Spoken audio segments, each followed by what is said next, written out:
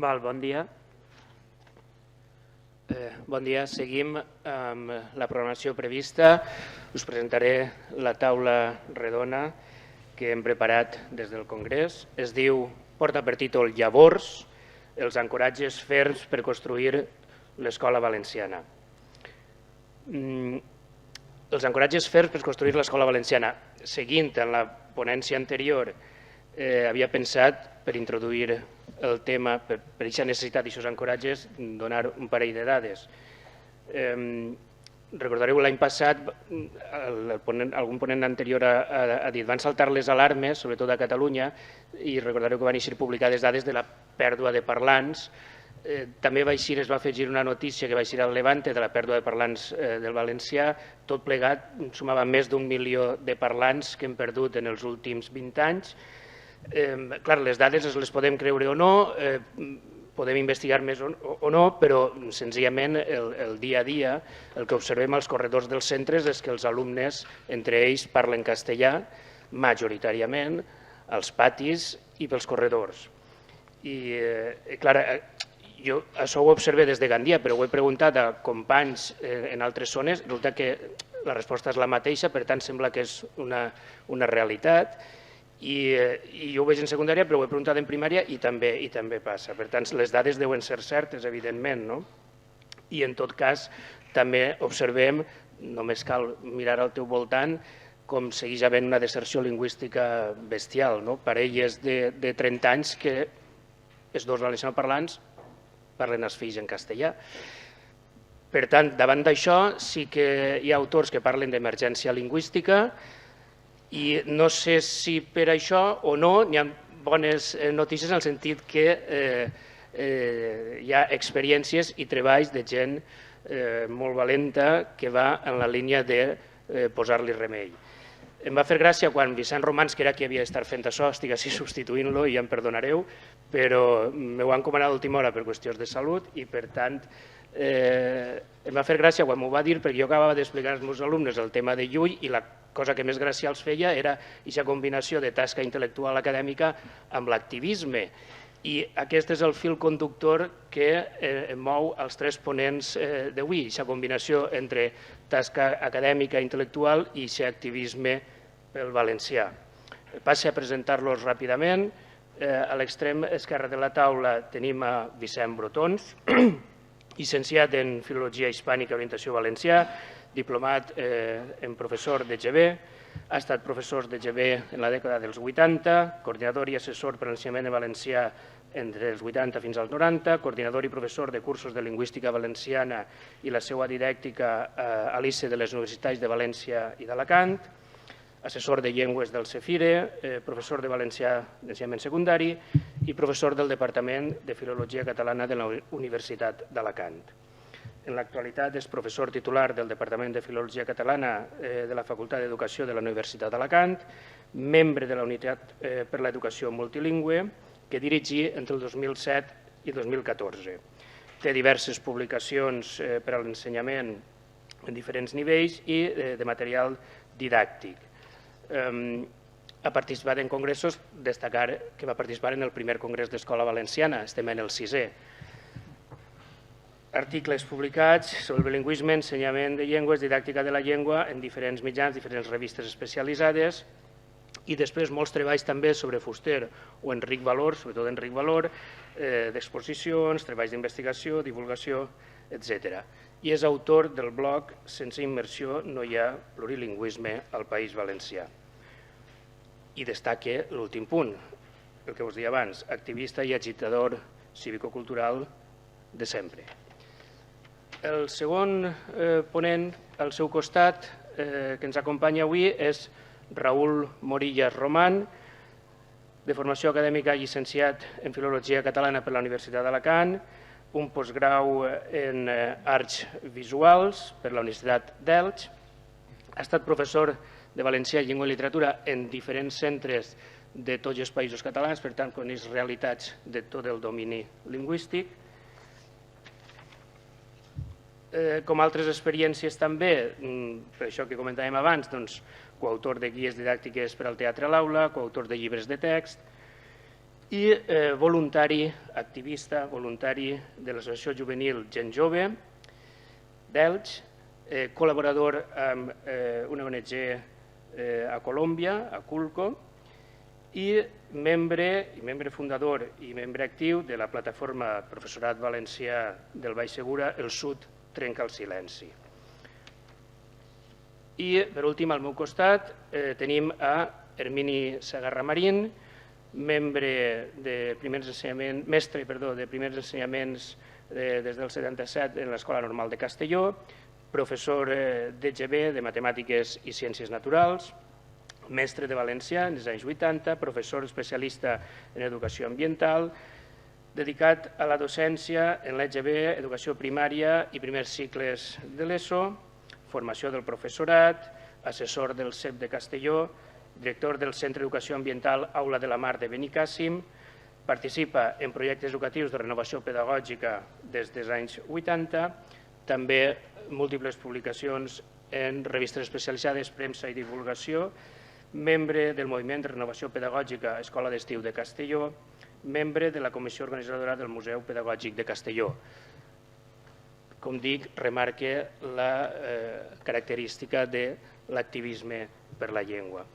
Bé, doncs, sense allargar-me més, dono la paraula com vulgueu, de la manera que vulgueu, ja sabeu el temps que teniu més o menys assignats cadascú i finalment donarem pas si el públic vol intervindre o preguntar qualsevol cosa. Com vulgueu. Vicent, si vols començar tu mateix.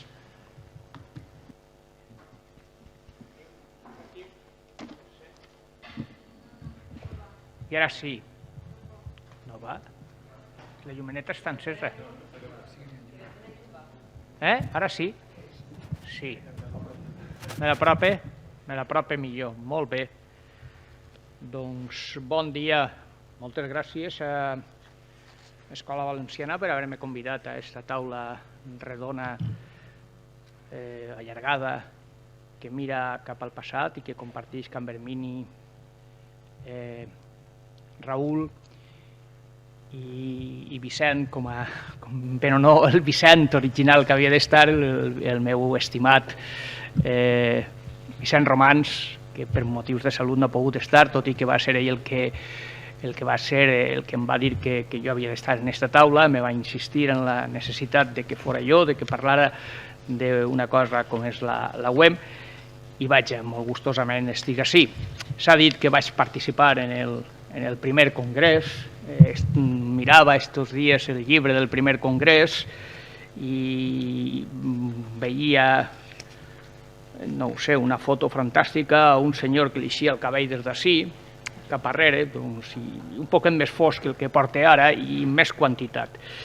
Al meu costat, i aprofita per a fer un homenatge públic, el gran mestre Miquel Siguan, que va ser qui em va presentar, un honor enorme, no? Amb això ja vaig tenir prou. Jo dic, escolta, ja he participat en el primer congrés i m'ha presentat Miquel Siguan, ja puc viure tranquil els anys que em queden per davant. Ja sabeu que és un referent, la paraula no sé si és molt dura de dir o no toca, però per a mi era un mite en molts sentits, tot el que llegia, les seues fantàstiques jornades de Sitges, començar a entendre allò del bilingüisme d'altra manera que ho havíem entès, perquè abans de Miquel Siguan i tot el seu equip, entre ells Ignasi Vila, allò del bilingüisme sonava, disculpeu-me l'expressió, sonava ranci, i a partir d'aquest moment t'adones que no, que l'aposta pel bilingüisme i ara el plurilingüisme i ara tot allò que s'ha explicat a l'aula del costat per els meus dos estimats Vicent Pasqual i Josep Maria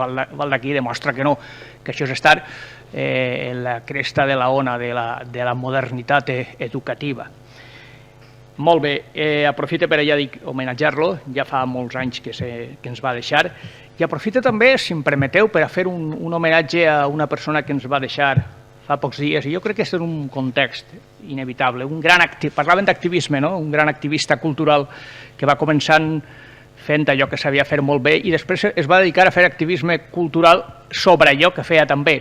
Venia de Setge Jutges, la nova cançó catalana, li diuen Ramon Muntaner, evidentment no estic parlant del veí, del cavaller de Xirivella, que va viure entre el segle XIII i XIV i que va escriure una magnífica crònica. Estic parlant de Ramon Muntaner, el cantant.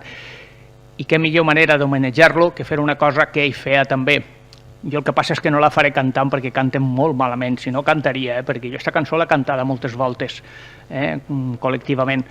Llegiré un fragment d'este poema, perquè és un poema, perquè Ramon Muntaner no va compondre una sola lletra, però va posar músiques admirables a moltes lletres. En aquest cas, un poema de Pere IV, una proclama. Vos llegiré l'últim fragment. Apòstols i cabdells, llanceu el crit d'alarma. Savis tècnics, obrers, forceu les vostres màquines. Genis de totes les arts, embelliu la croada. Homes, dones, infants, de tota llengua i raça, i els mises i els vençuts, ramada innumerable, espereu i engrossiu el clam que ens agermana. Encara hi som a temps, encara. Destruirem un món estúpid i sense ànima. Cavem els fonaments d'una vida més alta. Per Ramon Muntaner. I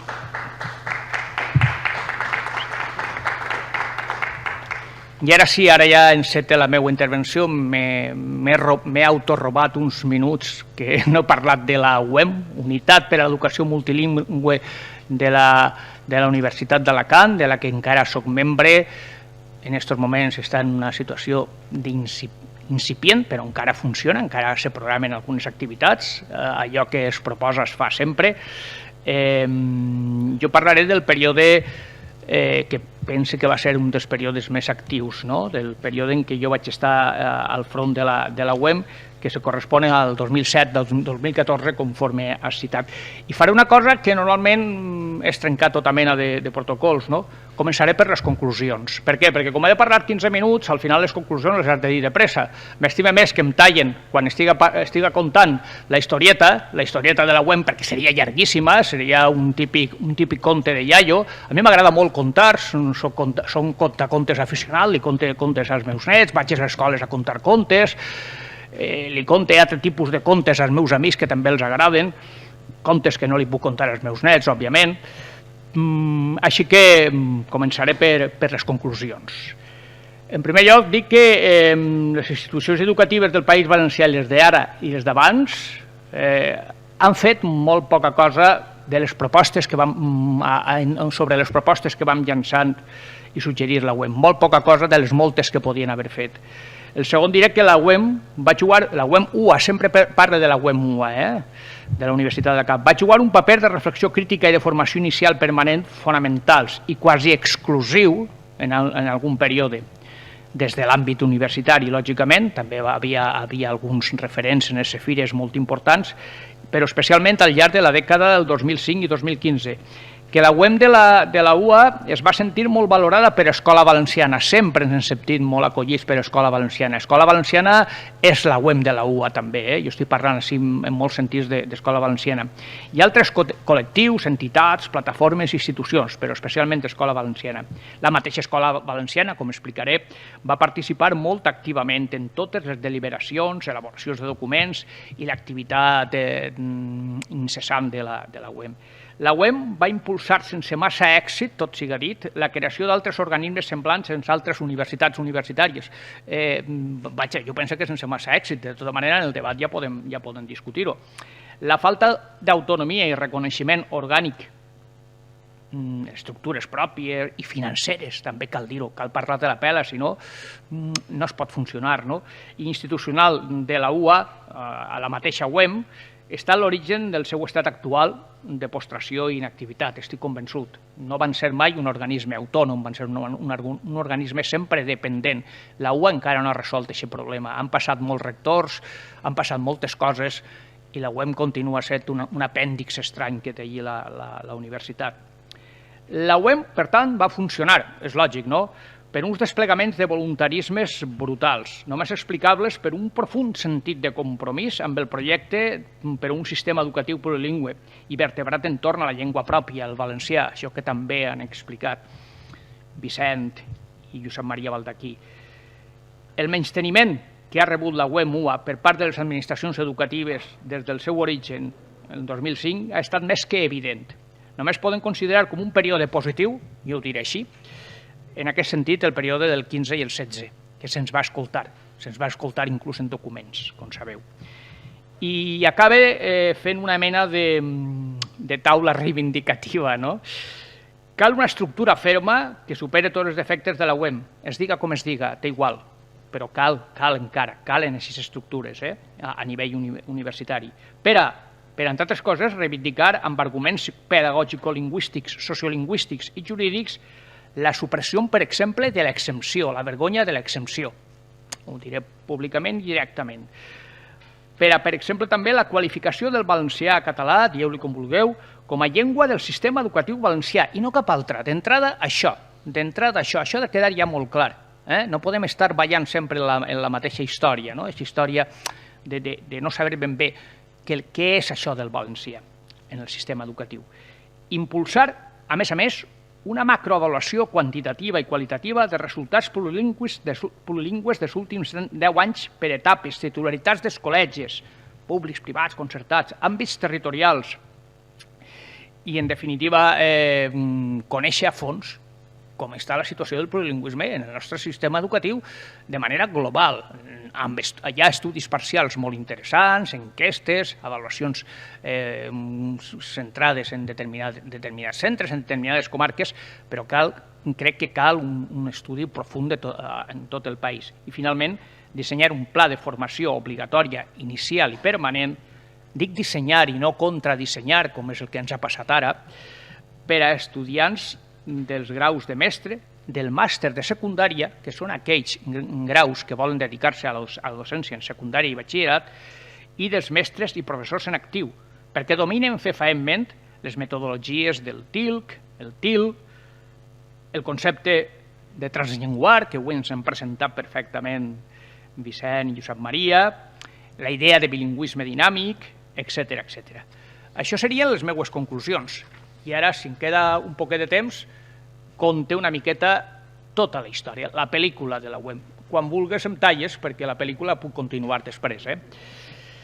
Bé, va sorgir arran d'un conveni de col·laboració entre la Federació d'Escola Valenciana i la Universitat d'Alacant. La Federació d'Escola Valenciana tenia molt bona relació amb la Universitat d'Alacant, com crec que continua tenint-la, i d'ahir va sorgir. Es tractava de crear un organisme cívico-universitari, on la part cívica tinguera molt de pes, des d'on impulsar un projecte d'escola valenciana plurilingüe de qualitat, fonamentat científicament, que comptara amb el suport directe de la institució del coneixement i la investigació, que és la universitat. I comptara també amb el suport, amb els anclatges de sectors més actius i compromesos amb la idea d'una escola com a servei públic de qualitat, de caràcter innovador, democràtica, decididament plurilingüe, etc. La UEM va sorgir sempre vinculada a l'Institut Interuniversitari de Filologia Valenciana, en concret a la seu de la cada universitat que té departaments de catalana, hi ha una seu, en concret a la seu de la UA, i amb una estructura orgànica i econòmica totalment dependent d'aquest institut. La participació professoral va ser majoritàriament, per no dir pràcticament exclusiva, del Departament de Filologia Catalana, especialment del professorat que teníem un cert perfil didàctic, que ens dedicàvem bàsicament a formar mestres en la Facultat d'Educació, en la recent nascuda Facultat d'Educació d'Alacant, anteriorment era l'Escola de Mestres. La participació d'Escola Valenciana va ser de mestres en actiu, algunes o alguns d'ells membres de la mateixa direcció d'Escola Valenciana i d'altres professorat de prestigi contrastat en l'àmbit del plurilingüisme i la innovació didàctica, com podria citar com a referència a Vicent, però a molta altra gent també que ens va donar suport.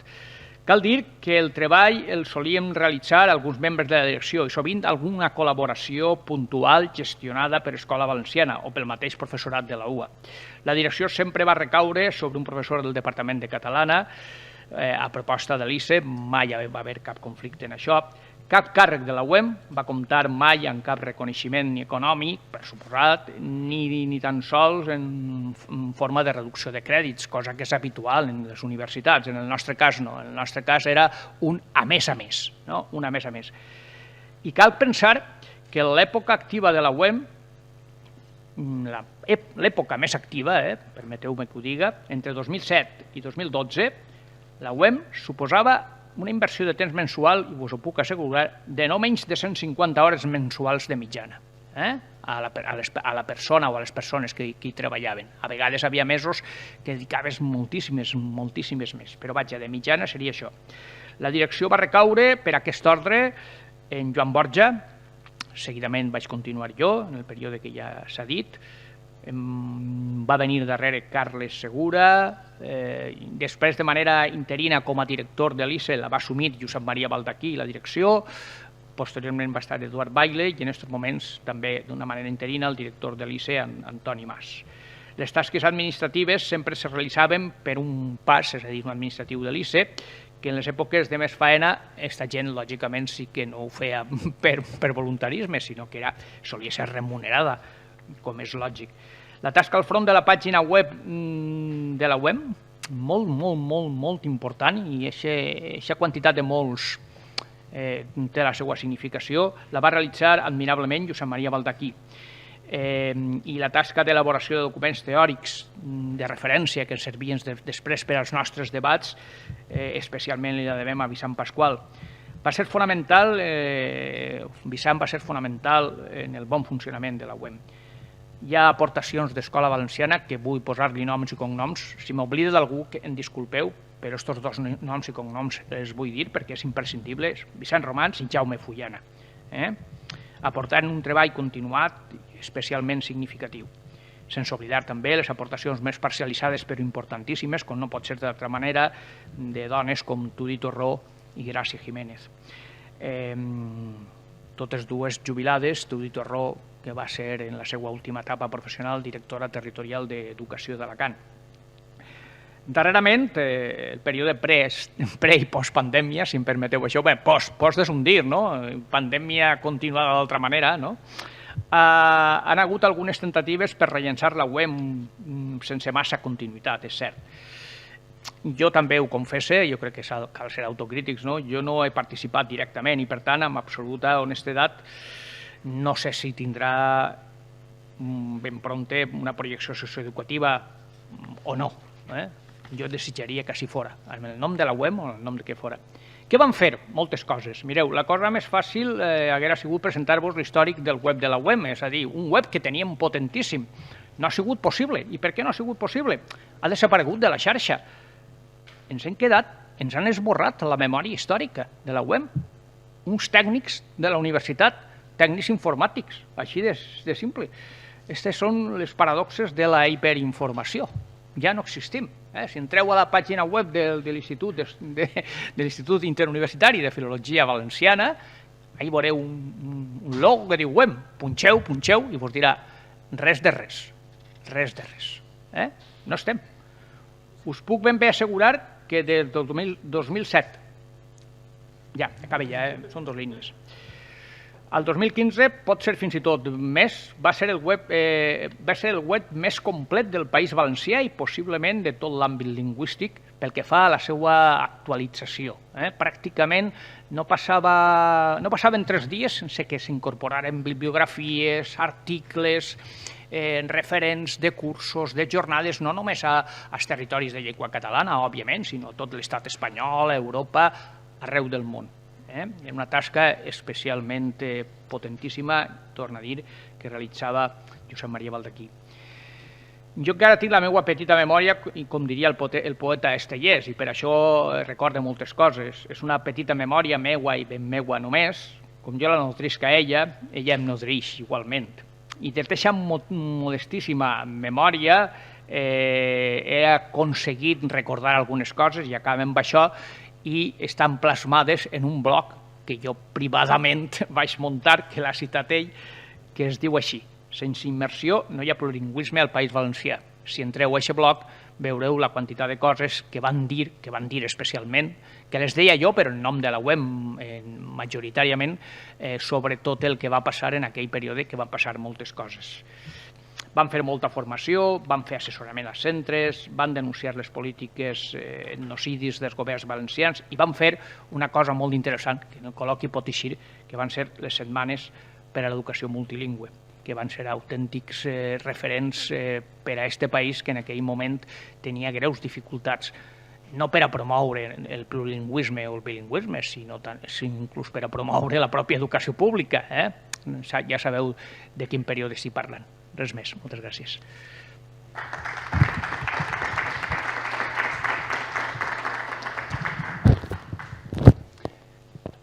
Bé, bon dia, moltíssimes gràcies. En primer lloc, agrair a l'Escola Valenciana per convidar-nos a la plataforma El Sud trenca el silenci i bé, compartir la taula redona és un luxe amb els acompanyants que tinc.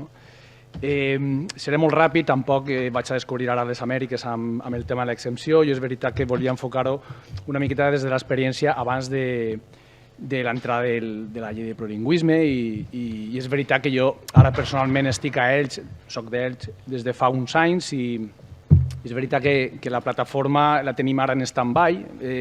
Té molta pressió mantindre, com ara després comentaré, una plataforma al Baix Segura. És important que ens hagin convidat perquè és important també tindre que la veu del sud, perquè el País Valencià no acaba a València, ni a Alcoi, ni a Elx, que el Pilar de la Foradada també és País Valencià. I sí que voldria recordar-me ara també els minuts que tinc parlant d'activisme d'Agustí Agulló, que ara al febrer farà un any que es va deixar i era un referent dins de l'activisme pel valencià a Elx. Dic que la plataforma està en stand-by, però és que clar, sempre pensem per què no vaig ir abans la plataforma, que vaig ir al 2016, però clar, és que el professorat de valencià només entrar a l'aula ja està fent activisme, en general, al País Valencià. Però és que entrar a fer valencià al sud ja també és activisme, però és que fer classes de valencià al Baix Segura és activisme pur. Vull dir, no tens més forces ni tens més energia, pot ser per dedicar un minut res més a altres coses, perquè tenim la problemàtica de fer classes amb adolescents, que poden tindre així o poden tindre a Vietnam, però és que damunt, clar, estem fent classe on estem fent classe i clar, això incrementa molt els problemes. Clar, quan el professorat de valencià arriba al Baix Segura es troba en una situació que no coneix, no sap gestionar, jo soc d'Elx, tinc l'exempció ASP, però jo és que pràcticament ni la coneixia, que era això de l'exempció, perquè tampoc ASP és tan significatiu com el Baix Segura. Però que no sap gestionar, que li supera i li genera un desgast extra que altres companys d'altres matèries no en tenen. I ja tens la càrrega de ser profe valencià i damunt el Baix Segura té una càrrega extra. Per tant, ja trobes que dins de l'aula és com que l'administració te fica dins de l'aula, tanca la porta i diu ahí te gestiones tu com pots i clar, te dones compte que tens un conflicte molt greu que tu intentes gestionar i és totalment imposat, evidentment, no és triat. I tu dius, i com es gestiona tot això? I ara què fem? O sigui, què faig jo en una aula on tinc 25 alumnes que fan valencià 2 i tinc 24 o 22 darrere que només entrar a l'aula te diuen a mi no me les en valenciano que yo soy exento. Clar, tu has de fer classes, d'ensenyar llengua, has de pensar en altres coses més enllà dels diacrítics i de la dièresi, més enllà de la llengua i de la literatura, integrar llengües, i dius, i com es fa això? Quan tens a 22 persones que ja t'estan amenaçant que probablement no te faran cas, és com que te diuen, ni me pots posar un par, com que diu, perquè tu no eres professor meu, no? És a dir, jo a la teua classe, en el millor dels casos, podré estar estudiant altres matèries, no? Clar, per tant, la plataforma naix per pura necessitat. Jo recordo arribar primer a Los Montesinos, després a Torrevella, i què fa el professorat de valencià? Disgregat per tot el Baix Segura, que no ens hem vist les cares, no sabem qui som, i què fem cadascú a l'aula? Com podem fer això? Bé, res, ens reunim i fa falta, i el que tenim aquesta necessitat de juntar-nos i posar en comú certes coses. Clar, quan arribem, parlem de la LUE, dels anys 80, ja és una llei que nosaltres estem entremig de la llei que gestiona el tema de l'exempció, que ja veiem que aquesta llei li dona als pares i als mares un poder sobre el currículum que altres matèries no en tenen. Ja alimenta la segregació, la desigualtat, les diferències. Clar, i bé, això, tenim damunt de la taula un conflicte molt greu. Moltes vegades, quan el professor de valencià anava al Baix Segura, deia que anava a Mordor, com a explosió ja de crisi absoluta, sobretot les primeres setmanes i els primers mesos, jo recordo que era crisi absoluta de no dormir, no menjar, no poder fer altres coses que dir què faig jo demà i què faig jo demà amb alumnat de segon de l'ESO, alguns repetidors, cadascú amb les seues realitats, i de fer classe a dues persones que tinc davant. Clar, altres professors diuen que se'n vagin de l'aula, però és que aquest alumnat és meu, és que aquest alumnat era nostre. Vull dir, no era bon... Clar, per mi era més fàcil dir-ho, per al professor de València dir, bueno, que marxen fora, se'n vagin a veure una pel·lícula o al pati. Però, clar, no és el cas, perquè és alumnat nostre. Per tant, si siguin a veure una pel·lícula, imaginem com fomentava això l'exempció de cara a un altre curs. Per tant, quan arribes a l'aula és què faig amb el sexens treballa en valencià, què fa l'aula. Si a l'alumne l'arriba l'exempció tard i l'arriba denegada, què fem amb aquest alumne que ha estat tot el curs fent res? Matemàtiques, què fem? Com l'avaluem? Vull dir, són problemes i problemes. Per tant, quan el professor de valencià arriba al Baix Segura, moltes vegades no trobem centres educatius públics, trobem els famosos corralitos, este és el meu centre i aquí faig jo el que em dóna la gana. És a dir, pots trobar equips directius que posen el valencià a primera o última hora de l'horari per fomentar l'exempció, perquè l'alumnat no vagi al centre i, clar, a un alumne segon de l'ESO que té valencià a primera o última hora del matí, imagineu-vos les ganes que té de fer valencià. Directors que en reunions de pares de quart d'ESO animen els pares perquè no facin valencià al batxiller perquè, clar, traurà millors notes a la Pau. Trobaven secretaries que incloïen dins dels sobres de matrícula el full de l'exempció, publicitat als corredors, secretaris que gestionaven ells mateixos l'exempció, telefonaven a casa desesperats a veure si els pares havien donat el full de l'exempció. Trobem un equip educatiu que també era moltes vegades hostil, professorat que diu, profe, és que l'altre profe en altra matèria m'ha dit que no fem valencià l'any que ve, que estem perdent el temps. Pares i mares, igualment moltes vegades hostil, que apel·laven a un dret que tenien, és a dir, el meu fill té dret a no estudiar ni que li dones una fitxa en valencià, és que jo no vull veure el valencià ni en pintura, vull dir, no és que l'examines, és que no li dones res. Clar, molts professorats, el moment que va eixir la plataforma, el que intentàvem fomentar quan ja ens van reunir, que va ser molt positiu, és anem a intentar dins de l'aula, dins del sexens, anem a treballar. És a dir, durant el temps que estiguen dins de la nostra aula, si tenen 3 hores a la setmana, almenys gestionar amb ells una horeta de valencià, que facin valencià com tots. No n'hi ha exàmens, no n'hi ha avaluació, però en molts centres ho vam aconseguir, que ja era molt. Això era com dir, esteu fent valencià amb accents, convençuts. Clar, darrere d'això, moltes vegades passa per damunt la voluntat i el treball que fa el professor de valencià.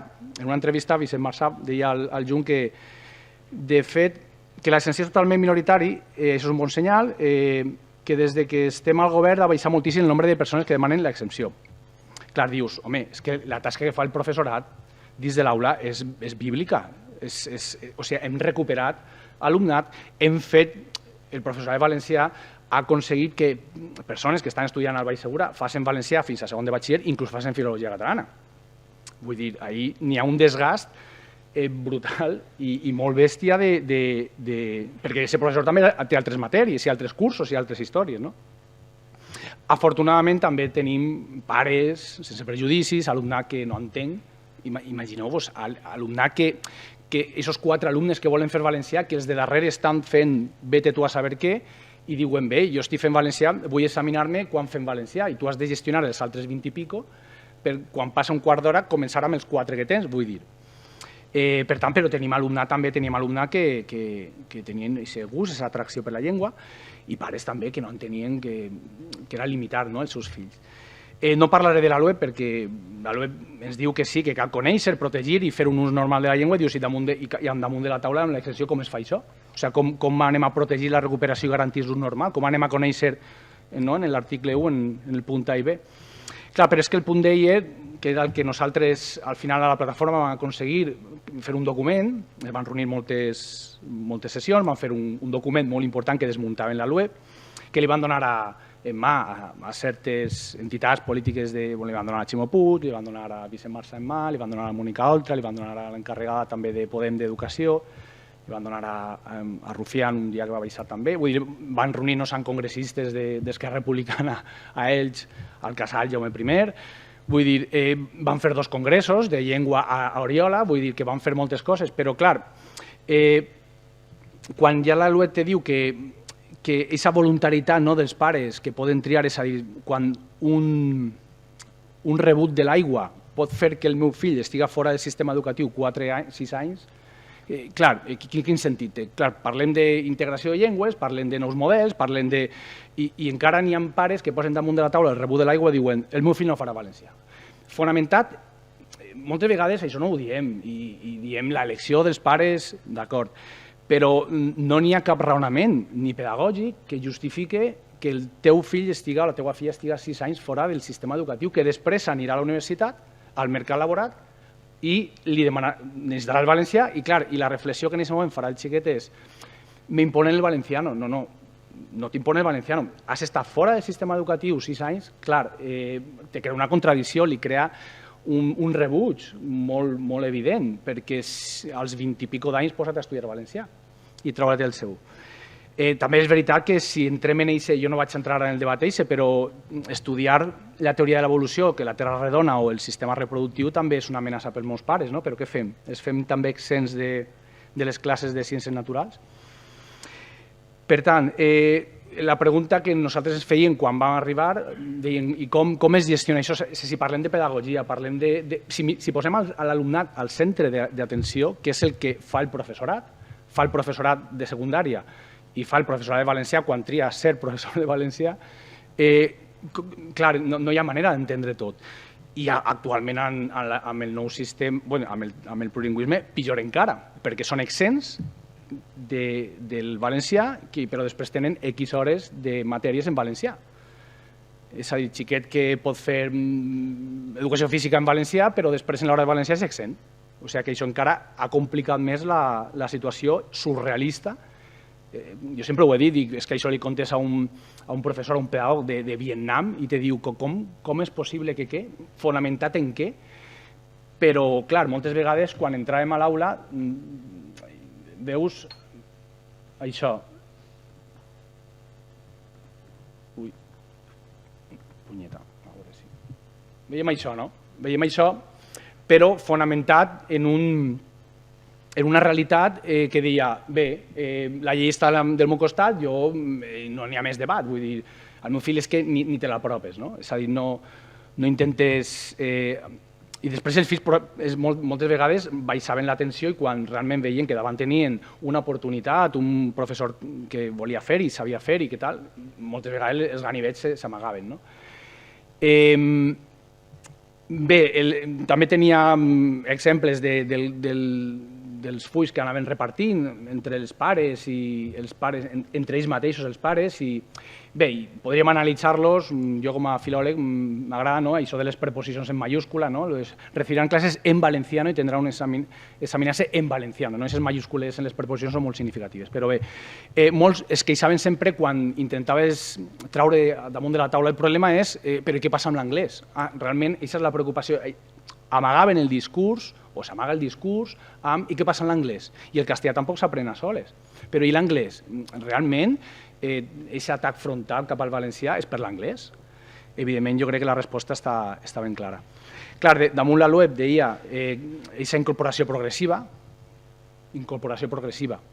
Bé. Per tant, l'extensió creava molts problemes, molts, pares i alumnats que sense cap justificació feien el que hem comentat, professorat que una cosa molt important que al final el Baix Segura s'acaba convertint en una zona de pas. És a dir, un professorat implicat en un projecte de centre que vol establir-se i, com nosaltres, fer la plataforma perquè la tenim en stand-by, perquè al final poses l'ou en un altre lloc i clar, i s'acaba convertint el Baix Segura en una zona de pas. Clar, mantindre's al Baix Segura i mantindre un projecte de centre lingüístic valencià inclusiu, ostres, s'ha de tindre molta força i s'ha de tindre molta voluntat i moltes vegades, com que és de pas i la gent només passa per supervivència pura, al final també és difícil fer xarxa de professorat. I és el gran enemic és a dir, el professorat de valencià no se l'ha cuidat dins de les aules al Baix Segura ni de bon tros, malbaratament de recursos de professorat, d'hores de guàrdia, de mal de caps continus en el centre, de baralles, de gestió d'hores, desdoblament de professorat. Nosaltres a Conselleria, quan vam fer el document, que encara el tenim al nostre web, al blog que vam fer un document que encara té certa vigència, que el podeu descarregar, i recorde que nosaltres li fèiem propostes immediates a curt termini, a mitjà i a llarg termini. Feien coses tan bàsiques com retardar l'arribada de l'extensió al mes de maig o al mes de juny per donar-nos la possibilitat de treballar amb l'alumnat i fer-lo entendre que és una oportunitat que ell estudi en valencià. És una dificultat que l'estan fent que arribi i estiga fora del sistema educatiu, que després arribi a la universitat, al mercat laboral i no tinga aquesta competència. I dèiem una que era, ens van reunir en conselleria també, recorde fer la reunió en conselleria, els van donar el document, i demanar una cosa tan fàcil, eliminant la resta, de dir, gestioneu, elaboreu un document i gestioneu l'exempció. És a dir, feu unes pautes de com tractar, de que tots els centres del Baix Segura tracten almenys l'exempció igual, que no n'hi hagi alguns que facin apologia, que no n'hi hagi altres que estiguen en favor de... És a dir, gestioneu l'exempció per a que cada centre faci el seu corralito depenent la ideologia política de l'equip directiu, del director o de la directora de torn. Per tant, només amb això i garanties al professorat de valencià ja és molt, perquè moltes vegades és «i què faig jo?» Què faig jo? És a dir, de qui depèn de mi? De les propostes que jo com a o com el Departament de Valencià fem? És a dir, no, si tens aquest suport de l'equip directiu que té unes directrius mínimes, tu pots dir, escolta, este és el que n'hi ha, vull dir, damunt de la taula, davant quan tens una reunió amb un pare o amb una mare. Tampoc ho vam aconseguir.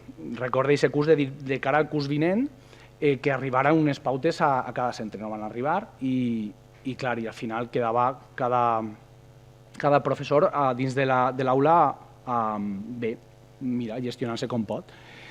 Crec que estic ja, no volia menjar-me més temps. La part positiva, que tenim un professorat de valencià que lluita cada dia dins de les aules, que ja és activista només per el fet d'entrar a les aules, i és veritat que és important cuidar aquest professorat de valencià perquè pugui fer xarxa i pugui mantenir projectes d'aquest activisme per la llengua que moltes vegades costa pensar més cap al sud del sud, d'acord? Que el país sempre té una part baixa que moltes vegades queda ignorada. I res més.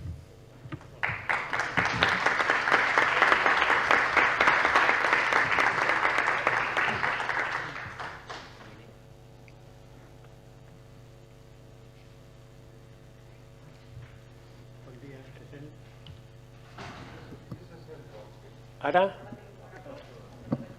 Ara se sent millor? Vale, pues. Bon dia a totes i a tots. En primer lloc, donar les gràcies a l'Escola Valenciana per convidar-me a xerrar un rato amb vosaltres així, compartir uns minutets. I vaig a parlar de la Fundació Càtedra Enric Soler i Godes. Enric Soler i Godes suposa que el coneixereu tots, però per si de cas, un breu... Enric Soler era un mestre republicà que va treballar molt les tècniques Freinet a un poble que se diu Sant Joan de Moró i que en l'època franquista el van penalitzar perquè era una persona secessionista, era una persona comunista que no trabajaba bien en la escuela, era ateo y hablaba de una manera soez.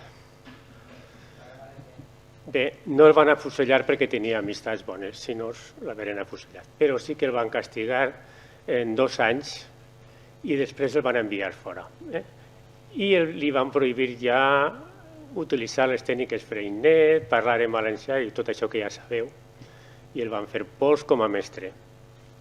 Doncs bé, els últims dies de la seva vida va donar material seu de quan treballava en Sant Joan de Moró a l'Ajuntament de Castelló i va demanar que crearen una fundació per a tirar endavant l'escola valenciana, pública i en valencià. I aquest material va anar rodant per ahir any darrere any, fins que un dia me crida el conserge del CEP de Castelló jo ja no estava allí d'assessor, i em diu, mira, Hermini, van a tirar totes aquestes caixes. I jo vaig mirar i era el material de Soler i Gudes. I el vaig replegar i el vaig guardar, i l'any 1999 me crida un professor de la universitat i em diu, Hermini, tu estàs d'acord en muntar la Fundació Enric Soler i Gudes? I pues bueno, pues ho intentarem. I aquest any, en 1999, sent el president l'Ajuntament de Castelló, segon president, el president de la Diputació de Castelló i el tercer, el rector de la Universitat Jaume I, se va constituir la Fundació. Des d'aleshores, la Fundació ha anat creant les activitats a poc a poc, fins a arribar fins avui, encara queda, i està formada per un consell assessor i el que fa de director és el secretari executiu. I quasi que des del primer any, la idea que teníem era en tot aquest material muntar algo per a que se poguera investigar sobre educació. Un museu, algo. I això era una de les idees. I l'altra era fer totes les activitats que poguérem per a promocionar l'escola valenciana. Ara vos diré algunes activitats. El primer que va fer fer un conveni en la universitat per a que poguera ordenar i catalogar tot el material que es va donar Soler i Gudes, després també va portar el seu fill i després altres entitats que estaven d'acord en la Fundació, persones que no vaig a dir noms perquè n'hi ha moltes i per tant el material ha anat augmentant a poc a poc.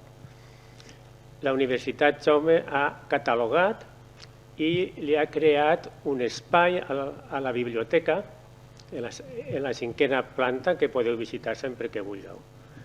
I està tot catalogat, informatitzat i també podeu entrar en els arxius de la universitat per a investigar, per a conèixer, per a llegir. Tot això fa el material, diguem-ne, de paper, per dir-ho d'alguna manera. Llibres, documents, revistes. El que fa també la Fundació és col·laborar i difondre llibres, sobretot, que traten de la pedagogia Frenet a les Terres de Castelló.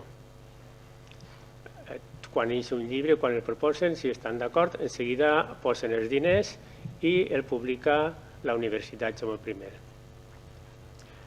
També convoca ajudes a projectes d'innovació i renovació pedagògica per a les escoles que tinguin projectes en valencià. Es donen ajudes. Els ajuda també a publicar, si fan algun llibre, o a publicar algun CD. Des del primer any existeixen els Premis Enric Soler i Gudes. Cada any se dona un premi a una persona docent no universitària que té les característiques més o menys d'Enric Soler i Gudes, que treballa en valencià, que utilitza les noves tecnologies, que és una persona que renova constantment i que és una persona que està al dia perquè participa en moltes activitats de formació. També dona un premi a alguna institució que treballa per les mateixes característiques. I algun any dona també algun premi honorífic a alguna persona que s'ho mereix. Enguany s'han donat ja els 22 premis Enric Soler i Gudes. Tots els anys, menys l'any passat, per raons que coneixeu, s'han estat donant els premis Enric Soler i Gudes. També col·labora en les jornades sobre la pedagogia Freinet que se fan allí en Castelló i enguany s'han fet les 7enes i que generalment solen acabar en algun llibre que la càtedra col·labora per a que se pugui publicar. En un principi pensava en fer activitats de formació per a les persones que volgueren treballar en valencià, però al final vam decidir millor ajudar a les entitats que ho fan. Allí en Castelló la entitat que més formació fa per a l'escola pública en valencià és el Moviment de Renovació Pedagògica, Escola d'Estiu de Castelló. I la Fundació el que fa és col·laborar en l'escola d'hivern, que munten tots els anys, i en l'escola d'estiu, que també munten tots els anys. Col·labora ara en un projecte que se diu Cinema a l'Escola. Generalment, quan se presenta algun projecte a la Fundació que té les característiques que defensa la Fundació, nosaltres busquem diners per poder ajudar a aquests projectes. Quin és el material que tenim allí? Doncs allí n'hi ha molt de material. En la mateixa fundació, en el local de la fundació que està en la universitat, Jaume I, tenim la impremta Soler i Godes, alguns llibrets que van fer els seus alumnes, linòleums que s'utilitzaven per a la impremta i alguns llibres de la seva època. Ara tenim uns documents que no teníem, que va ser molt casual que el vam trobar, i és que teníem els tipus de la impremta, les lletretes, totes classificades, i perquè no caigueren, havien ficat uns papers damunt perquè no caigueren els tipus. I un dia, mirant això, un company meu, mestre, diu, els tipus són importants, però aquests papers segurs que ho són menys. I vam començar a desplegar tots els papers i eren quaderns dels alumnes de Soler i Godes escrit a mà. I així vam poder conèixer quins temes parlaven, què feien i quins eren alguns dels alumnes, perquè en els quadernets està allí el nom i els cognoms dels seus alumnes. Bé, la majoria de material està en la biblioteca. Qualsevol persona pot entrar o bé en el repositori i pot veure fotos, pot llegir-los, els documents, o anar a la biblioteca i visitar-los manualment. I no m'ha ocorrit molta cosa més, perquè el que n'hi ha allí de Soler i Godes és molt de material. La Fundació també té material en el fons, en el magatzem del Museu Pedagògic de Castelló. El Museu Pedagògic de Castelló l'ha posat en marxa la Universitat Jaume I i la intenció és crear una xarxa de centres d'interpretació, museus, escoletes que n'hi ha per tots els pobles, perquè la nostra idea no és dur-ho tot a Castelló, sinó cada cosa que se quede en el seu lloc, però que estiguem enxarxats. La primera idea seria fer un museu virtual per a poder posar totes les coses que estan en xarxa i la càtedra forma part d'aquesta xarxa. En el museu també té material perquè ja no ens cap als locals que tenim. Per exemple, tenim la donació de tot el material que han donat un col·lectiu d'ensenyants de la Plana dels anys 80, que van començar a promocionar el valencià a les escoles abans de la llei d'ús. Això és molt llarg i no ho conté.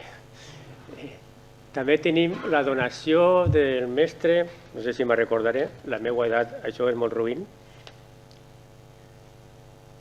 És un professor de dibuix d'ací de València que era magistral donant classes de dibuix i de pintura i va replegar tot el material que van fer els seus alumnes. Els seus alumnes estaven organitzats en un grup que se deia Grupo Oz, perquè ell va començar a treballar a Conca i després va continuar així a València. I la família no sabia què fer en el material perquè havien dit que no volien separar el material ni volien vendre'l. I ningú volia 1.300 quadres grans fets per als alumnes, més quasi 3.000 làmines de dibuix, més 50 vídeos, més una fitxa per cada quadre i per cada fitxa. Doncs bé, tot això ho va replegar a la Fundació Càtedra Enric Soler i Godes i han fet una exposició parcial d'aquest material i la idea és continuar donant a conèixer el gran treball d'aquest professor que pareix ser que treballava fora hores, dissabtes, en els seus alumnes que anaven voluntàriament i que estaven emocionats en l'aventura. Per a mi, bueno, si algú veu aquests quadres no se creu que són d'adolescents. No se ho creu, perquè són preciosos. I jo ja no vaig a dir res més. La Fundació, el Consell se renova cada 4 anys. Jo vaig estar al principi, ara soc col·laborador, ja no estic allí en la Fundació i no vos puc dir els noms dels últims perquè encara no me'ls sé. Però el secretari executiu sí que el coneixeu tots, que és Nacho Badenes. I no res, jo, si volen preguntar coses ja aniré explicant. Obrim un torn de paraula al públic.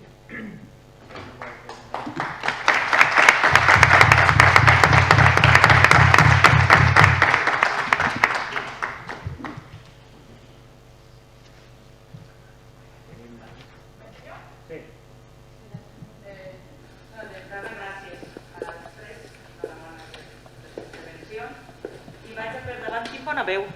Vaig a per davant.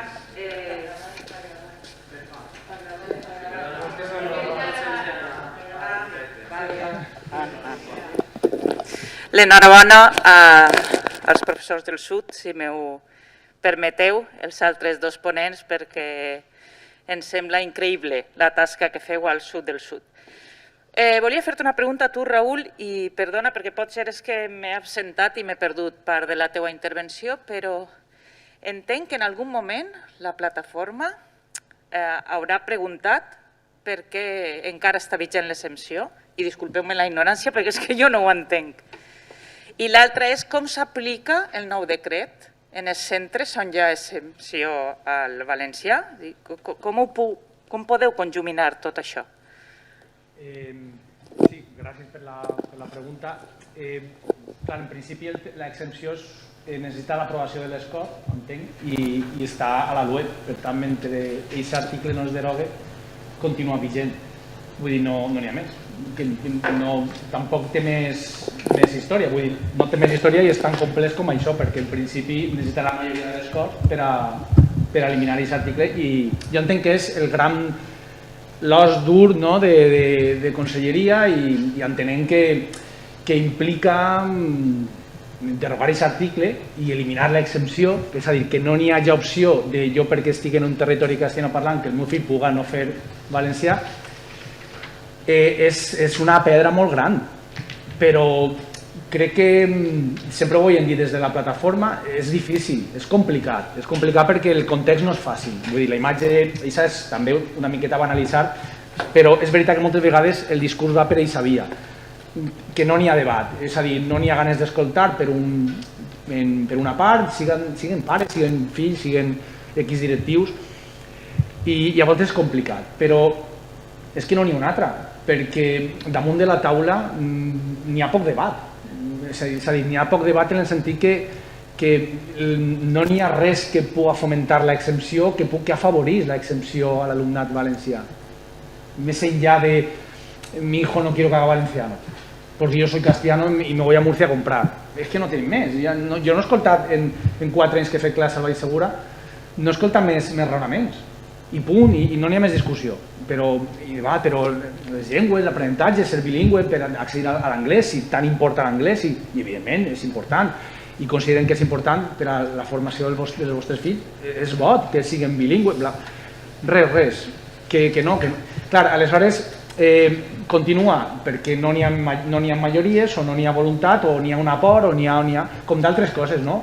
Necessitem un ús social de la llengua, i això no té res a veure en la plataforma, però pensem, perquè encara no és el TV3, no? No tenim aquesta normalitat, ja la tenim oblidat, no? Aquesta normalitat lingüística a les televisions, a voltes fa la sensació que és voluntat, por, que t'acusen però és que al darrere tens, no és que tenim la veritat, però és que tenim 4.000 raonaments que poden ser més o menys veritat, poden agradar més o menys, però almenys són justificacions, raonaments, reflexions, aportacions que s'han de tindre en compte, i l'altre costat no n'hi ha res. Per tant, bé, ahí està, pot ser algun dia, però clar, passen els anys i això està fent molt de mal, està fent molt de mal.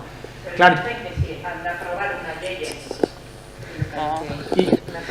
Si la qüestió és que s'ha d'aprovar les coses, però no ha arribat mai, no? No s'ha plantejat mai? s'han fet preguntes, però votació crec que com a votació, però anem a votar, crec que no... Que una cosa és que la perdes, però una altra cosa és que no ho intentes, no? S'han proposat i jo sé que n'hi ha certs partits que ho proposen i ho diuen, però no n'hi ha hagut una votació oficial que jo recorde. Què passa? Que això està fent forat i està fent molt de mal. Ja no és l'alumnat, és que en el mateix professorat valencià és que és insostenible. És que això quan ho expliques fora, la gent, clar, es queda amb la boca oberta dient però com es fa això?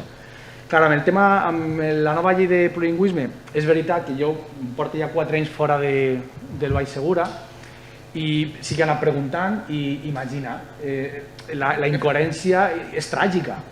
És tràgica perquè tens alumnat que fa matèries en valencià, que després en hores de valencià fan matemàtiques perquè són exempts.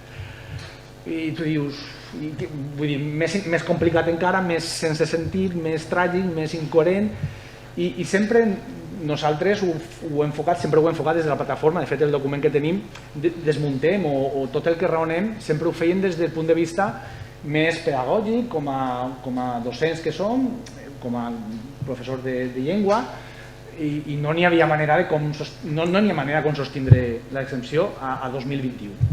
Que me dius que en els anys 80 tenia una intenció política d'intentar que en certa part de la societat que estigués no sé si va ser una moto que es va vendre,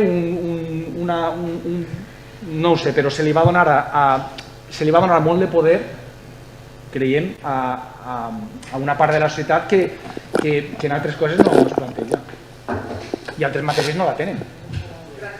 De res. Val. Està bé, sí. Bon dia. Un luxe, un plaer tindre-vos ahí davant a tots. Jo vaig a fer-li la pregunta, vaig a llançar-li a Hermini, més que pregunta, igual és una reflexió. S'ha deixat una coseta, o sigui, la Soler i Godes és una entitat que treballa en Castelló moltíssim per dignificar la tasca dels mestres, per valorar, diguem, tot el seu treball, el seu recorregut d'innovació, i cada any es premia, i aquests premis són de ressò, diguem, tot el món que ens estimem el tema de la llengua i l'educació, solem acudir. I tenen molt d'èxit perquè són persones entranyables que ens estimem sempre. Aleshores, un poc, sabent tot el teu recorregut com a mestre de mestres, tot el teu treball, no tinc paraules per a dir-lo perquè he compartit amb ell aula i aleshores és magnífic aprendre d'ell i no sols he compartit aula, he compartit també altres qüestions, diguem, a nivell de formació. Vosaltres que esteu tan vinculats, sobretot tu has estat sempre en moviments de renovació pedagògica, que has sigut assessor, diguem, i que has estat ahí pendent en la formació del professor, i sé que actualment estàs treballant en escoles, diguem, desenvolupant això, innovació i projectes. Què creus que en aquest moment li manca o necessitaria el professorat dels centres per aconseguir que siguin activistes, per a que siguin un poc, no sé si des de la formació que vosaltres feu o des de quin àmbit, aquesta empenta o aquest militarisme que teníem en algun moment els mestres en la vostra època, en la nostra, en un moment determinat, sobretot cap al tema de la llengua, o cap a altres qüestions, però principalment cap al tema de la llengua. Com veus tu? Què penses? O sigui, quina és una de les línies que podríem encetar i que podria ajudar també a Escola Valenciana a replantejar, perquè és cert que des de la Comissió d'Educació també s'ho plantegem, o sigui, creiem que està fallant alguna cosa en els mestres o en la formació, com ho veus?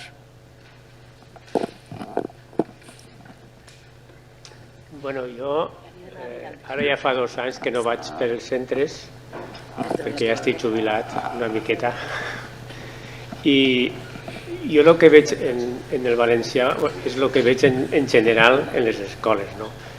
Quasi en totes les escoles n'hi ha un grup de persones que sí que són activistes i que treballen prou per el valencià, almenys en la zona de Castelló, que és la que jo conec. I després n'hi ha una... Jo crec que en contra ja no hi ha massa força en Castelló, però almenys el que jo conec pot haver alguna persona, però quasi que se pot dir que no hi ha. Jo sí que me recordo al principi quan jo començava a fer a treballar en valencià a l'escola, quan encara no existia la llei d'ús, i fins i tot després de la llei d'ús, que se passaven un 40% de pares replegant signatures perquè t'enviaren fora perquè tu no feres les classes en valencià. Per això jo crec que s'ha acabat allí. Per tant, la resta de professors que no són tan activistes ho han assumit com una cosa normal, normalitzada. Com a animalos, jo crec que encara n'hi ha molts mestres i molts professors que no se creuen o que no tenen gens clar que ser bilingüe és millor que ser monolingüe. Això no ho tenen molt clar encara. I entonces jo crec que cal treballar això, cal demostrar que sí, que ser bilingüe és més bo, i ser trilingüe més encara. És a dir, això és un poc el que jo crec que faria falta a les escoles. Bé, dues coses. Bueno, com la monarquia, l'extensió és anacrònica, val? És a dir, si va néixer en la guerra de València o és conseqüència de la guerra de València en quant a llengua, me dona igual. És a dir, no hi ha ninguna justificació per a l'excepció en aquest moment. I per tant, la nostra actitud com a poble, com a ciutadania, és exigir tant als partits que facin ja, no hi ha una altra que la votació de si l'excepció ha de continuar o no, bueno, o no ha de continuar, igual que si la monarquia ha de continuar o no n'hi ha que continuar.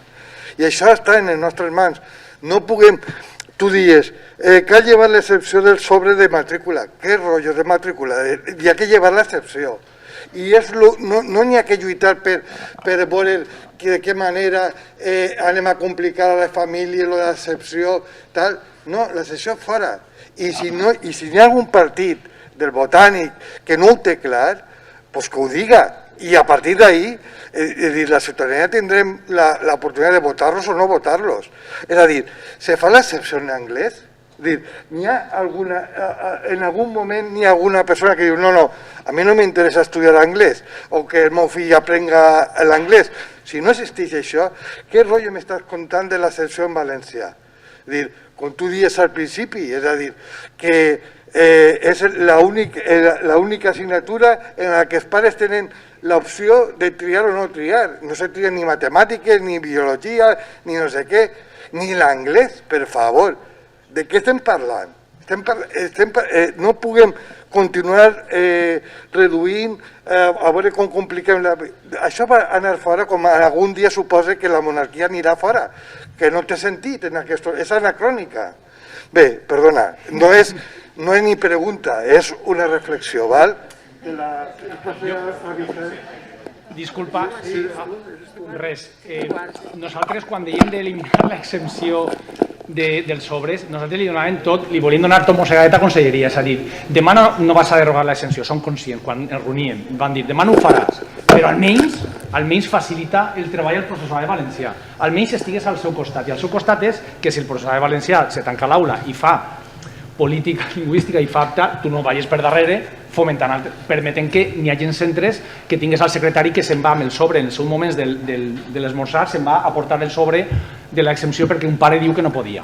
Vull dir, escolta, això no ho pots permetre, per tant, nosaltres a llarg termini evidentment ho teníem claríssim, però jo crec que li van donar mossegadet a poc. És més, jo crec que tenim una cosa molt important, parlar una miqueta enllaçant la pregunta que han fet abans. Estem en un territori que n'hi ha 24 milions de llengües, al Baix Segura. És a dir, evidentment, l'exempció s'ha de pegar un cop a la taula, però s'ha d'explicar i s'ha d'ensenyar perquè preguntava, qui ho ha preguntat? Crec que és la companya, no, qui ho ha preguntat, del tema de com se fa que la gent siga... Com fa que la gent... Explicant, i si no coneixes, no pots defensar, si no coneixes no estimes, si no estimes no defenses. Per tant, l'única és que estem al Baix Segura, vull dir que no estem a Castelló, no estem al Coi, jo soc d'Elx i ja tenim complicacions. Estem al Baix Segura i evidentment el cop de la taula, perquè tampoc és igual l'exempció així que a altres llocs, a Asp, no té res a veure l'exempció, vull dir, l'exempció a Asp té un altre enfocament, inclús en altres territoris, però al Baix Segura té un molt clar, que és la imatge, no? Per tant, s'ha d'explicar i fer entendre que que aquesta societat ja és bilingüe, perquè venen de molts països, hi ha moltes llengües, i ho hem de veure com una cosa potencialment important, i que el valencià és una cosa més, una llengua més que afig aquesta formació, aquest interès, aquest despertar d'una societat que ja és bilingüe en molts casos, més que altres llocs del País Valencià. Encara que siga el llengüès, el rus, d'igual, però ja tenim aquest treball fet. Anem a despertar... Quantes vegades s'ha baixat conselleria, vull dir, conselleria com a parle de València, al sud a explicar als pares per què no han de fer, per què l'exempció no és bona, al professorat a donar-li formació, als equips directius a fer control. Quan ho ha fet? No ho ha fet mai. Si no ho ha fet mai. És jo, mire cap a un altre costat, te tanca tu a l'aula i tu ja veuràs què fas. Escolta, baixa al sud, travessa la línia que tanta por te fa, planta't amb els pares, fes reunions, fes formacions i ves a poc a poc explicant i fent, independentment que per darrere vagis treballant i vagis dient això s'ha d'acabar, però és que no ho ha fet, és que ni tan sols ha fet això. Me toca a mi? A veure, el que heu fet els tres ponents és assenyalar responsables i jo trobo que això és el que cal fer, és a dir, assenyalar responsables prèvia una reflexió important sobre els temes que heu tractat. Aleshores, jo simplement volia revelar el clau d'aquesta responsabilitat. Comencé per el que ha parlat de les UEMs, Vicent Brotons. Jo formo part de la UEM de l'Escola Valenciana i la Universitat de València. Aleshores, aquestes UEMs, no sé com dir-les, institucions o no sé com, tenen per mi una importància molt gran, perquè en primer lloc és que són de les poques o pot ser les úniques institucions que contemplen la unió entre la universitat i l'escola, els nivells d'ensenyament no universitari. I això crec que és cabdal i fonamental. I de veritat, de sempre, vaja, des del meu punt de vista, jo ja fa temps que estic jubilada, trobo que continua igual, hi ha com estan d'esquena. La universitat i l'escola primària i secundària estan d'esquena. I això és una barbaritat pedagògica, científica i social des de tots els punts de vista. Aleshores, jo crec que el que ha comentat Vicent Brotons es pot aplicar a les altres UEMs exactament igual i per tant jo crec que aquí hi ha una responsabilitat manifesta de les universitats, en el cas de la Universitat de València, perquè des de cada UEM hem intentat acostar-nos a les autoritats acadèmiques de la universitat per a que donen més suport, per a que pensen en una fórmula, en una estructura que faci viable el treball que se fa de les UEMs i no ho hem aconseguit. O sigui, tenim el silenci de moment per resposta.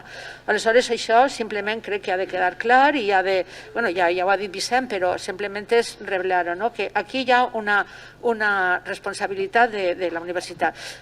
Una anècdota molt breu. L'altre dia varen donar els premis Vicent Ventura en la universitat i una de les premiades era Maria Conca, que forma part també de la UEM de la Universitat de València, i en el seu Parlament, qui presidia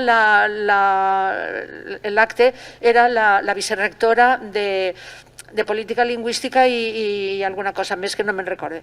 I Maria va dir, es va fer la pregunta, anem a veure que la universitat està progressant en el tema de l'ensenyament i de l'ús de...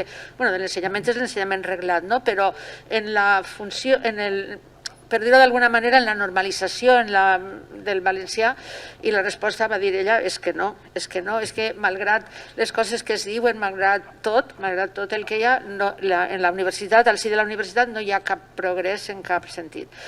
O no sé si cap, però molt poc. També ho dic de la percepció, o sigui, no tinc les dades.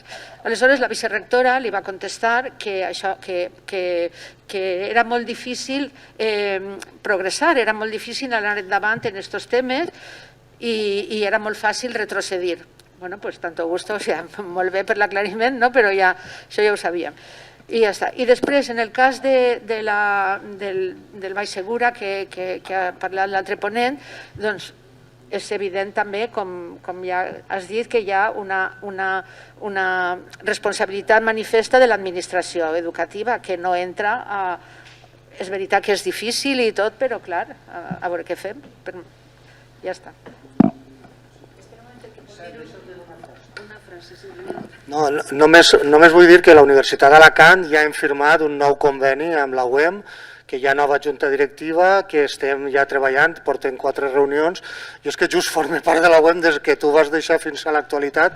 Hem passat uns anys complicats, però sempre hi ha hagut activitat, sempre. I actualment estem en condicions de millora. No tenim el conveni que voldríem, continuem sent molt dependents, però estem ahí. Només aclarir això.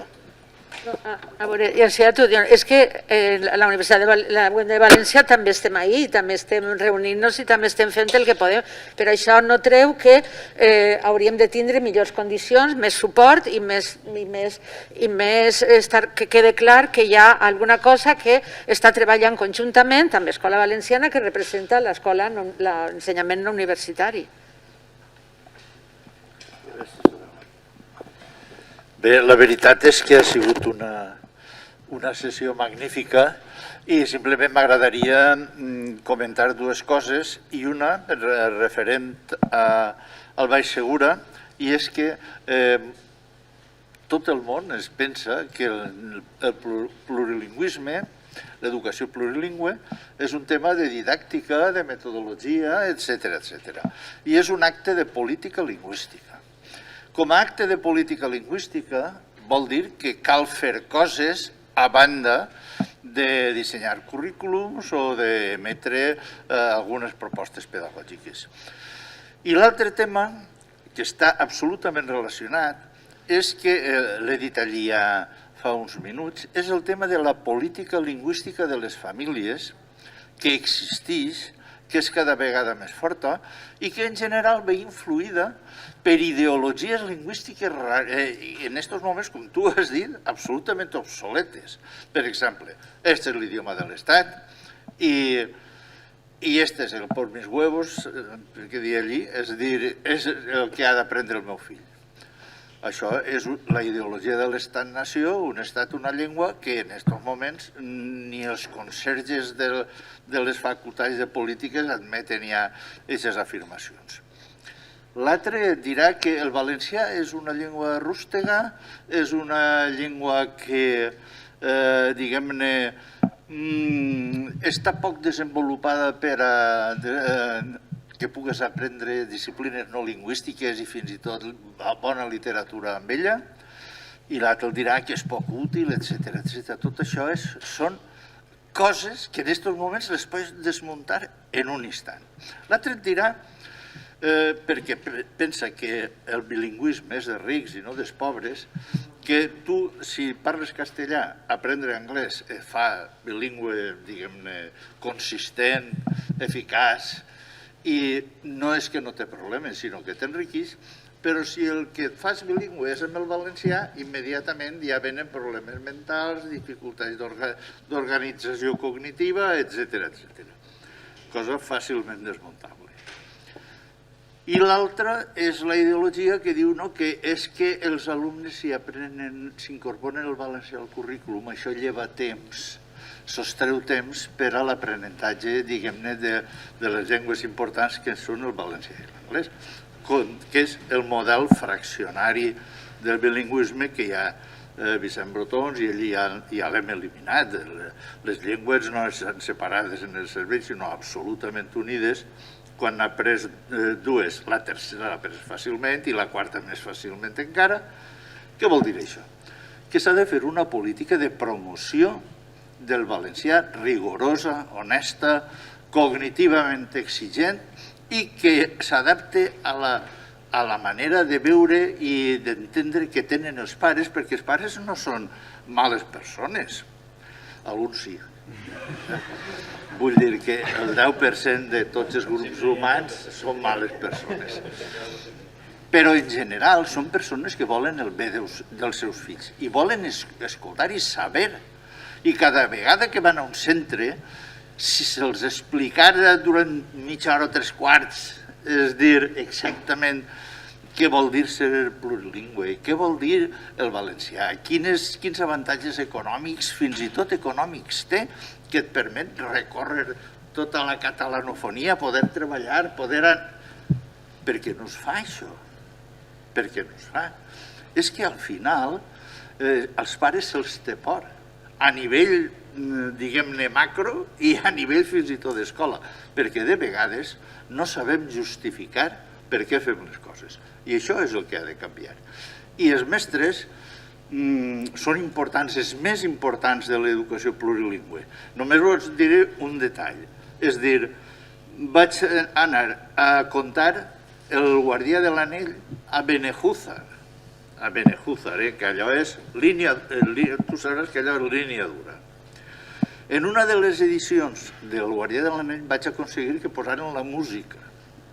Allí darrere una partitura, i quan vaig arribar al centre estava tots els alumnes del centre en un cor a la porta cantant el romanç del bon cavaller, i això ho havia aconseguit una mestra. És fort això, això és fortíssim. Això vol dir que els mestres estan fent una tasca increïble i que es mereixen una ajuda que no és humanitària, és tècnicament exigible i necessària. I el segon punt ja acaba, i és referent a la web d'Alacant. Ell no ho ha dit, però quan va estar ell va aconseguir que creàrem un seminari sobre el tractament integrat de llengües a continguts a Muro, que va durar tot un any. Va aconseguir fins i tot, no li vaig preguntar d'on, uns quaderns amb l'anagrama Tilc. Igual que està això, podria haver portat l'altre. Doncs mira, quina llàstima. I va aconseguir que jo hagi dedicat 6 o 7 anys de la meva vida ja a treballar en el tema de la integració de llengua i continguts. M'hauria fet il·lusió, ara quan acabe, haver-li dut allí com a director de la web, però li'l duré igualment perquè realment va ser una tasca increïble. I les webs són necessàries perquè hi ha associacions activistes com Escola Valenciana, però es necessita un altre activisme més tècnic, capaç de discutir els currículums que ixen, capaços de discutir les esmenes legals, capaç de parlar de tu a tu a la conselleria amb, diguem-ne, la rigor tècnica com a bandera. Després la conselleria té els seus problemes i ningú li diu a la conselleria el que ha de fer. Però si fa una cosa que tècnicament no està bé, ha d'haver un organisme que li diga. I això, les webs, crec que ho poden fer, ho han fet i ho poden fer perfectament.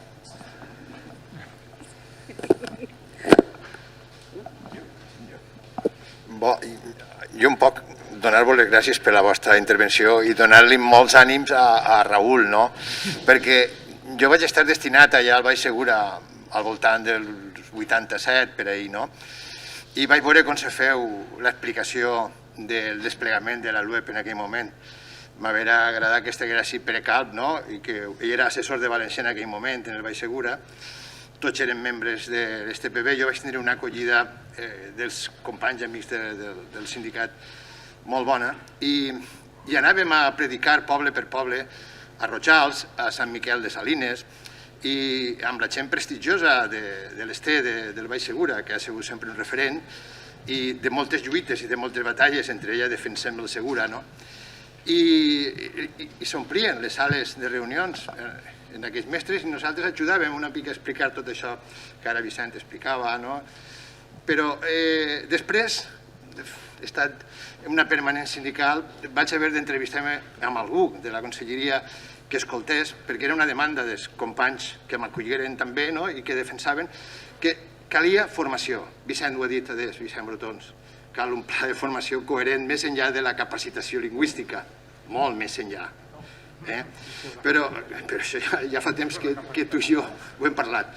I això no s'ha produït, ja hi ha una manca hi ha una irresponsabilitat per part de les administracions que no han fet la seva feina, i això hi ha que assenyalar-ho, com també molt bé ha dit Adela Costa. Hi ha molta cosa que no s'ha fet perquè tu dius, els mestres cal que militen, però els polítics que se creuen això, on militen? Els inspectors, on militen? Els assessors de valencià militen o no militen? Jo tinc moltes preguntes que no tenen resposta, o almenys jo no l'observe. De totes maneres, hi ha camins i rutes que no s'haurien de deixar d'explorar perquè, malgrat tot, estem millor que estàvem, no? Però cal una miqueta d'implicació i de responsabilitat política en tot això, no? Perquè el que no pot ser és que encara tinguem ahir el tema de l'exempció, com el tenim, no? I això cal denunciar-ho, no? I és això, no? Per dir-ho, no? I una altra cosa que volia dir, doncs, respecte a Castelló, no? Que jo, que tinc un vincle afectiu en Castelló molt gran, observe que a través de l'escola d'estiu, el moviment, l'MRP, hi ha una oferta formativa que és al marge de les institucions, tornem-hi, no? La coherència, els diners, els recursos, se gestiona molta autonomia, però té una demanda que a vegades feu hasta repartiu números torts perquè la gent no pot assistir a allò que feu. És veritat que això està molt focalitzat en l'educació infantil i en la primària, majoritàriament, però està ahí i és un moviment realment que ho observe des de fora i m'ompli de goig i de joia veure la implicació que n'hi ha. Vull dir que Castelló, en aquest aspecte, jo crec que ha guanyat molt, no? Perquè sembla que està un poc al marge, no? Però sembla, no? Respecte al que és el país, la centralitat de València, però hi ha una feina ja molt lloable, no?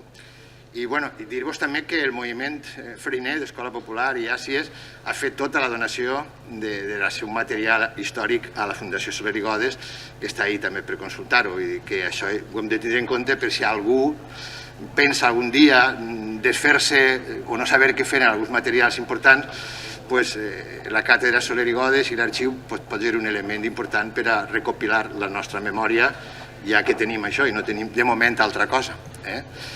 I, encoratjar-te el treball, però se poden fer moltes coses que no s'han fet i no s'estan fent.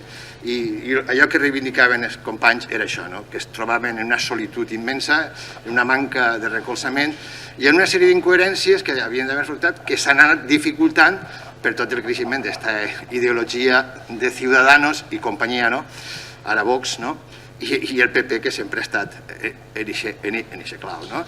Però, així hi ha responsabilitats per part de l'esquerra, que ja portem quasi 2 legislatures, i una mica s'engronsem, no? Vinga, moltes gràcies. Sí?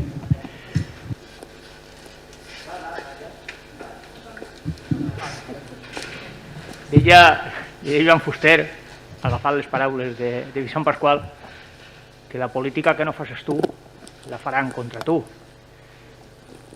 És a dir, que la qüestió de la llengua és una qüestió de polítiques. No hi ha polítiques els actuals governants. Bàsicament no hi ha.